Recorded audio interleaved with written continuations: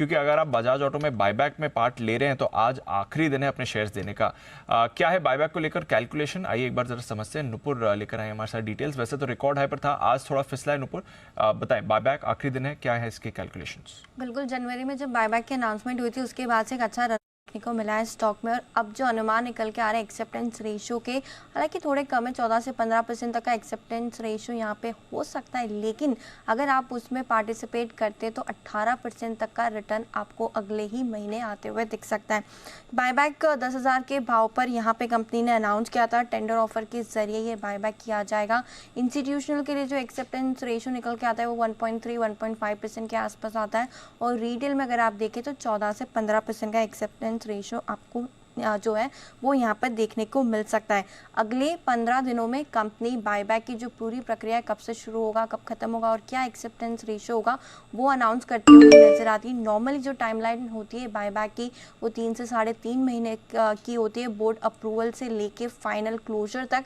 तो ऑलरेडी 2 महीने इस चीज़ को हो चुके हैं और अगले 1 महीने में ये पूरा प्रोसीजर जो है वो खत्म होते हुए दिखेगा। अगर आप आज पार्टिसिपेट करते हैं तो अगर और 15% के एक्सेप्टेंस रेशियो में आपका इंक्लूजन होता है तो सीधा 1 महीने में 18% का रिटर्न यहाँ से बायबैक के जरिए होना संभव है।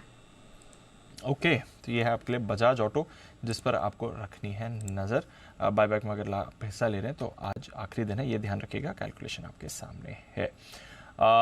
बजाज ऑटो एक बार जरा आज चार्ट पर भी राय ले लेते हैं। आज भारी भरकम प्रेशर इस पर आ रहा है। एक बार सचिन जी बजाज ऑटो के चार्ट पर राय लें। रिकॉर्ड हाई से आज फिसला है, अच्छी खासी गिरावट आई है, 300 रुपये का कट है। अब इंपॉर्टेंट लेवल्स क्या बनते हैं सर इसके लिए? दीपांशु, काफी समय से यहाँ पर एक करेक्शन ड्यू था। इनफैक्ट अगर हम इसका लॉन्ग टर्म स्ट्रक्चर देखें तो लगभग अगस्त से एक काफी स्ट्रॉन्ग वर्टिकल तेजी इसमें नजर आ रही है। एंड अपने मंथली एवरेजेस से भी काफी दूर ये स्टॉक काफी दिनों से ट्रेंड कर रहा था। तो आई थिंक एक करेक्शन काफी समय से ड्यू था, वो करेक्शन अभी फिलहाल अनफोल्ड हो रहा है। तो इमीडिएट बेसिस से मुझे लग रहा है जल्दबाजी नहीं करनी चाहिए। लगभग जिस तरीके से फर्स्ट लेवल ऑफ सपोर्ट इसने टेस्ट किया अपने 20 डे एक्सपोनेंशियल मूविंग एवरेज का, जो प्लेस्ड है लगभग अराउंड 8020 के आसपास का, मुझे लगा ये पर्टिकुलर सपोर्ट भी आगे जाके ब्रेक हो जाना चाहिए।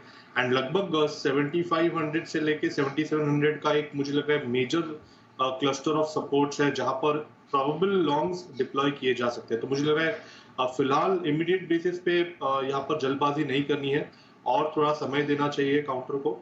एक अच्छे करेक्शन मोड में अभी अभी ये स्टेप इन हुआ है, तो ये करेक्शन मुझे लग रहा है थोड़ी दिन और एक्सटेंड होना चाहिए।